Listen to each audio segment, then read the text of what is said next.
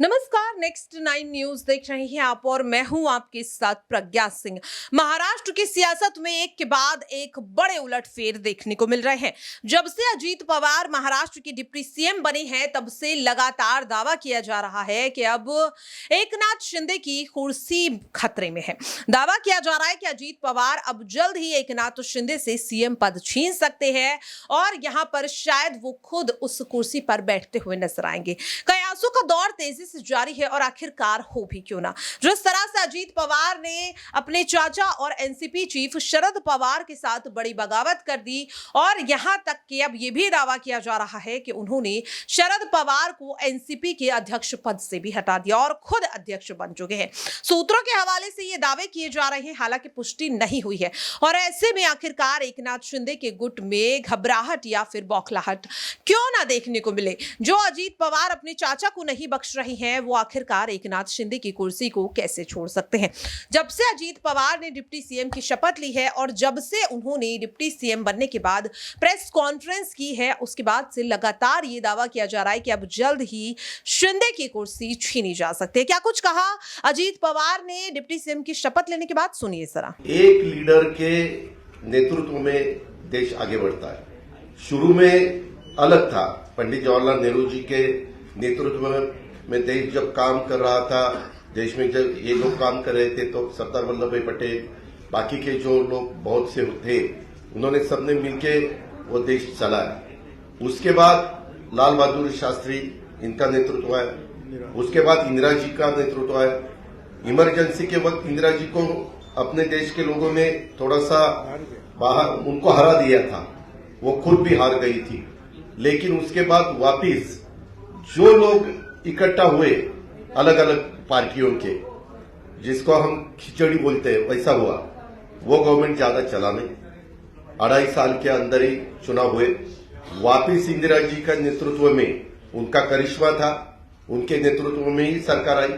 उसके बाद राजीव गांधी के नेतृत्व में सरकार आई और ये सब होने के बाद बहुत सालों के बाद मैं भी मेंबर ऑफ पार्लियामेंट बना 91 में, ये भी 91 में, हम साथ साथ, तब एक कांग्रेस थी, कांग्रेस के वे मेंबर ऑफ पार्लियामेंट के नाते हम वहां चुनाव जीत के गए थे।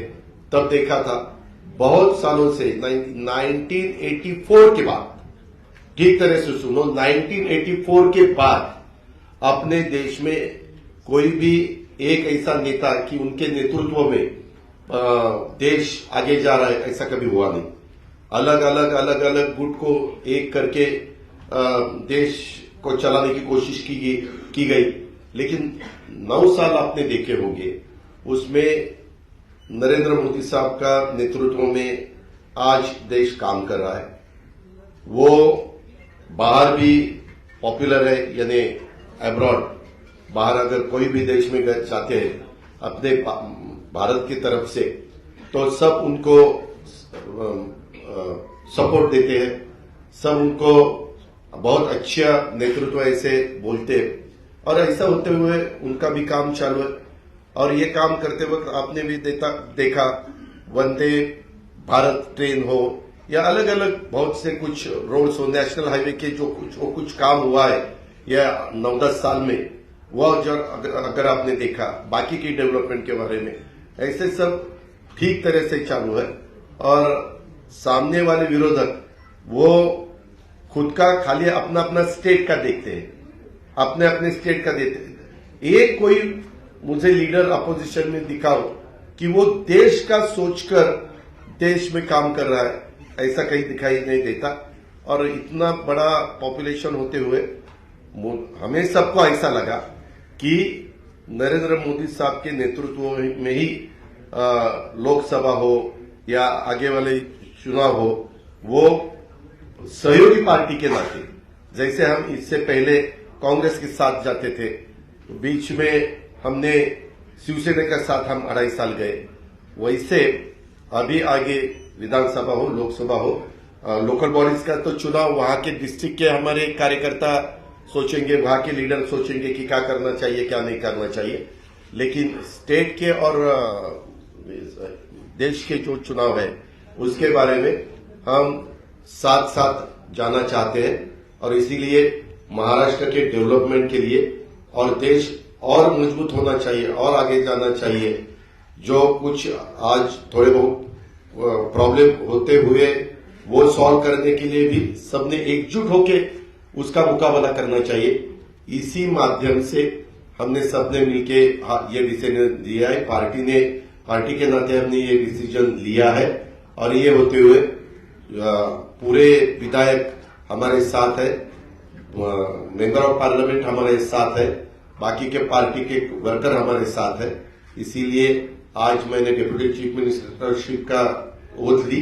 बाकी के हमारे सीनियर नेता और नया भी कुछ लोगों को हमने आज तक इस गवर्नमेंट में लेडी को प्रतिनिधित्व नहीं था, आगे शायद वो देंगे, लेकिन हमने वो भी सोचा और यंग जनरेशन को भी हमने कैबिनेट मिनिस्टर के नाते, जैसे पहले मुझे याद है भुजबल साहब के नेतृत्व में हमने जब 99 में चुनाव लड़ा था तब हम यंग थे, मैं आर पाटिल, दिलीप वळसे पाटिल, जयंत पाटिल, हम सुनील तक्करे, हम सब ये लोगों को मौका मिला था।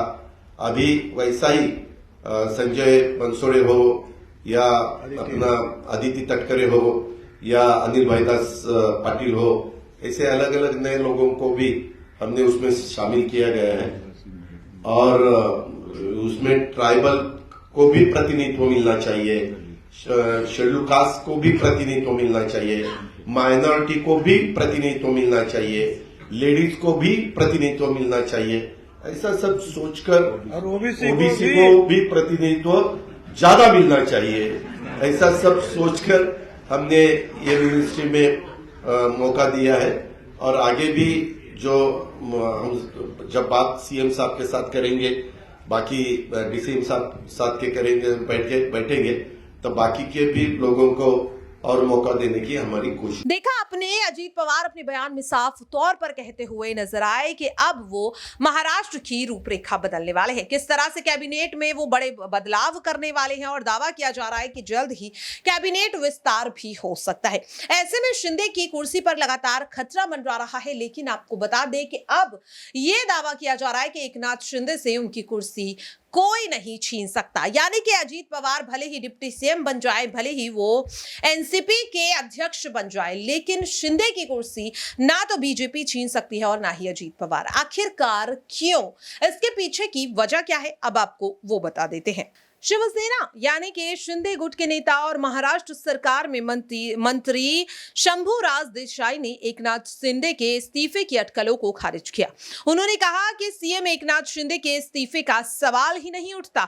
हमारे पास 200 से ज्यादा विधायकों का समर्थन है, कोई भी नेता नाखुश नहीं है, सभी को एकनाथ शिंदे के नेतृत्व पर भरोसा है और ऐसे में जो लगातार दावे किए जा रहे हैं कि एकनाथ शिंदे की सरकार गिर सकती है या फिर उनके विधायक उनसे नाराज हैं, ये पूरी तरह से झूठ है। तो देखा आपने किस तरह से यहां पर दावे किए जा रहे हैं, लेकिन आपको बता दें कि जिस तरह से डिप्टी सीएम बने अजीत पवार लगातार दावों पर दावे कर रहे हैं, उसे देखकर तो यही लग रहा है कि शिंदे की कुर्सी खतरे में पड़ती हुई दिखाई दे रही है। बहरहाल आपको क्या लगता है कि क्या अब डिप्टी सीएम अजीत पवार जल्द ही कैबिनेट में कोई बड़ा बदलाव कर सकते हैं? ऐसे में नाराज विधायकों को मनाने में क्या कामयाब हो पाएंगे मुख्यमंत्री एकनाथ शिंदे, या फिर जो इस्तीफे की खबरें लगातार सुनने को मिल रही हैं वो सच में तब्दील होती हुई दिखाई देंगी? आपकी क्या राय है कमेंट बॉक्स में जरूर शेयर करें और बाकी ऐसी तमाम खबरों के लिए आप सभी देखते रहिए नेक्स्ट 9 न्यूज। नमस्कार।